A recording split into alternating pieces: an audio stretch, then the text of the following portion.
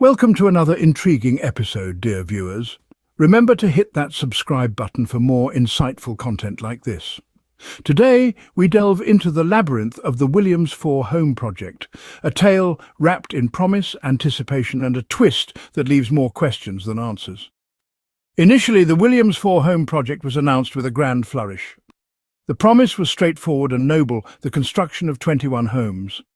This was a project that promised to change lives, to provide shelter, and to bring a new dawn of prosperity to the community.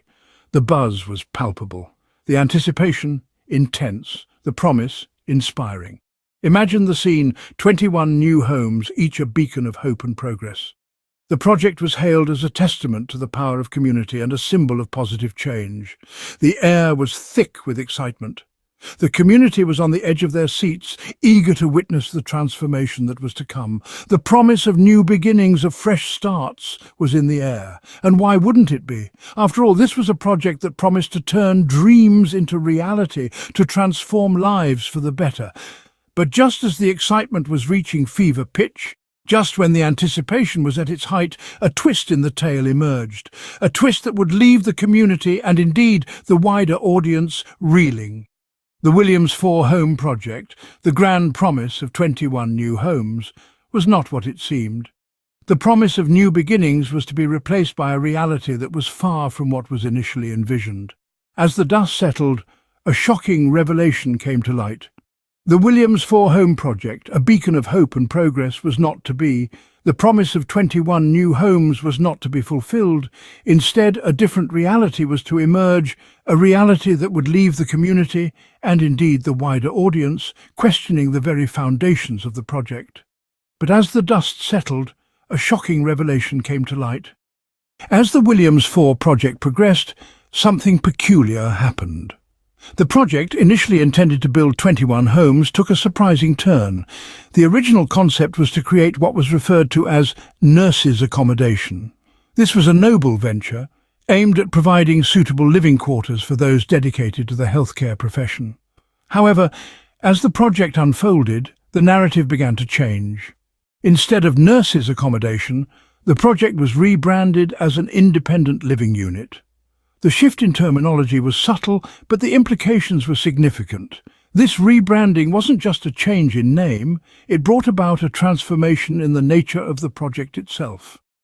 The independent living unit was no longer just a place for nurses to reside, it was now a housing solution for a broader demographic. With this rebranding, the project didn't just build homes, it created opportunities. Suddenly, the project was no longer just about providing 21 homes. It had evolved into a venture that was set to offer 16 new, affordable homes. This was an unexpected twist, one that was welcomed by many. The creation of these affordable homes meant that more people would have access to quality housing. It was a solution that addressed a need that was much larger than the original project scope. However, there was an undercurrent to this positive development. While the creation of these affordable homes was a commendable achievement, it raised questions about the original intent of the project. The Williams IV project had a legal requirement to build 21 full-priced homes. This rebranding and the subsequent creation of affordable homes seemed to sidestep that obligation. A clever move, you might say. But what about the legal requirement to build 21 full-priced homes? The unexpected twist in the Williams IV project story may have brought about a solution for affordable housing, but did it also create a loophole that allowed the project to bypass its legal responsibility? As we delve deeper into the project, this question becomes increasingly pertinent. The law, it seems, had other plans for the Williams IV project. When it comes to housing projects, legal requirements are in place to prevent exploitation and ensure fairness. One such requirement for the Williams IV project was the construction of 21 full-priced homes. This legal prerequisite was not merely a suggestion but a binding agreement, an agreement that, if not met, could lead to severe consequences. But here's where the plot thickens. Instead of constructing the promised homes, there was a rebrand, a change in terminology that saw nurses' accommodation converted into independent living units. The question then arises, does this rebrand suffice to meet the legal obligation? The answer, unfortunately, is not so straightforward. The law, in all its complexity, leaves room for interpretation. A loophole, some might say. While the requirement was for full-priced homes, the term home itself was left undefined, unquantified. Could these independent living units be considered homes? Arguably, yes. But then, what about the full-priced part of the agreement? This is where the rebranding could potentially run into trouble. If the independent living units are being offered at a lower price point than what was initially agreed upon, it could be seen as a breach of the legal requirement. The implications of this could be far-reaching. It could lead to legal actions, penalties, and even the revocation of the project's license. Not only does this put the project's future in jeopardy, but it also raises concerns for those who were promised these homes. The people who were looking forward to moving into these residences, who had made plans based on this promise, are now left in a state of uncertainty. So, what does this mean for the project, and more importantly, for the people who were promised these homes? It means a period of waiting, of uncertainty, and a potential legal battle that could leave both the project and its intended beneficiaries in limbo. The Williams 4 project leaves us with more questions than answers. Let's delve into the myriad of unanswered questions and controversies that this project has stirred up. Firstly, how does a mere rebranding from nurses' accommodation to independent living units magically create 16 new affordable homes? This is not a game of semantics, but a matter of fulfilling legal requirements.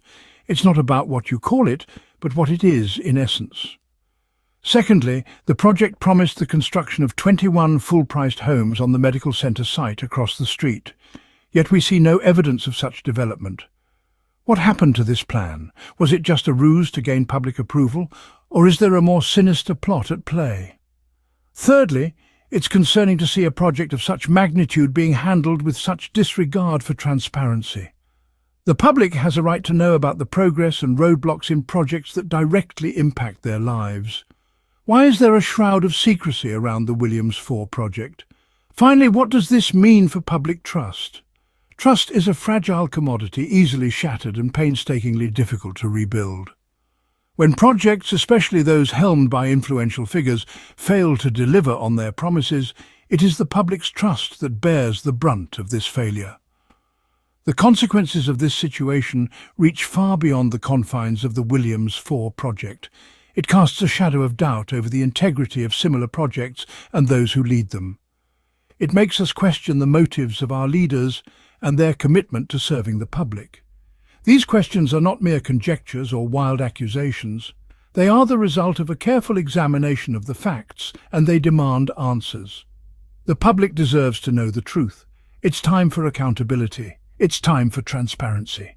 And yet the person at the helm of this project, Prince William, remains silent. The silence is deafening and the questions unending. The time for answers is now.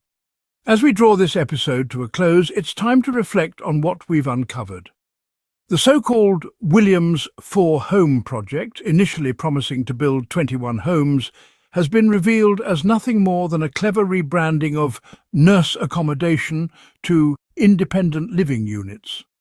This subtle shift in terminology, while seemingly innocuous, has allowed for the creation of 16 new affordable homes, a legal requirement for the construction of 21 full-priced homes on the healthcare facilities premises across the street. The implications of this are far-reaching. It is not merely a matter of semantics or a clever play on words, it's a matter of leadership, transparency and accountability. At the heart of this controversy is a figure who should be a beacon of integrity and trust, Prince William. Instead, we see a profound failure of leadership, a disregard for the very people he is supposed to serve. Let's not mince words here. The handling of the Williams 4 Home project has been nothing short of a fiasco. The promise of new homes turned out to be a smokescreen, a way to sidestep legal obligations and maximize profits. This is not the behavior we expect from those in positions of power and influence. It's a slap in the face to those who believed in the project and its potential to deliver much-needed housing.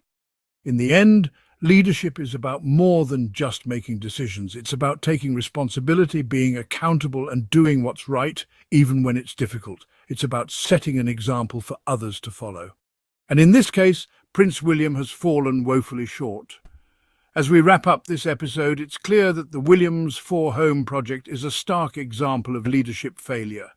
It's a sobering reminder of the importance of transparency, accountability, and integrity in our leaders. Thank you for watching. We would love to hear your thoughts on this matter. Kindly leave a comment below.